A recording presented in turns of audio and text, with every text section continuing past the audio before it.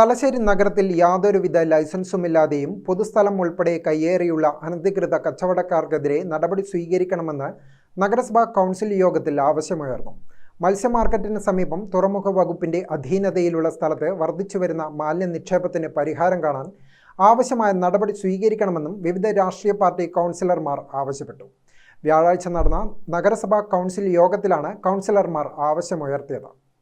അനധികൃത കച്ചവടക്കാർ പ്രവർത്തിച്ചു വരുന്നുണ്ട് എന്നുള്ളതാണ് യാഥാർത്ഥ്യം. കഴിഞ്ഞ ദിവസങ്ങളിൽ ഈ ഒരു അംഗ ഇൻസ്പെക്ഷനുമായി ബന്ധപ്പെട്ട് പുറത്തേക്ക് ഇറങ്ങിയ സമയത്ത് ആധികാരികമായി പരിശോധന നടത്തുന്ന സമയത്ത് മനസ്സിലാക്കാൻ സാധിച്ചത് തലശ്ശേരി പുതിയ ബസ് സ്റ്റാൻഡിൽ ഉൾപ്പെടെ ഭക്ഷണ സാധനങ്ങൾ വിൽപ്പന ചെയ്യുന്ന ആളുകൾക്ക് പോലും അടിസ്ഥാന ലൈസൻസ് പോലും ഇല്ലാതെയാണ് പ്രവർത്തിക്കുന്നത് എന്നുള്ളതാണ്. റെയിൽവേ സ്റ്റേഷനിലേക്ക് പോകുന്ന വഴിക്ക് അവിടെ തട്ടുകട ഉൾപ്പെടെയുള്ള സ്ഥലം കയ്യേറിക്കൊണ്ട് അവിടെ പ്രവർത്തിച്ചുകൊണ്ടിരിക്കുന്നു എന്നുള്ളത് നമ്മുടെ എല്ലാവരുടെയും ശ്രദ്ധയിൽ വന്നതാണ്.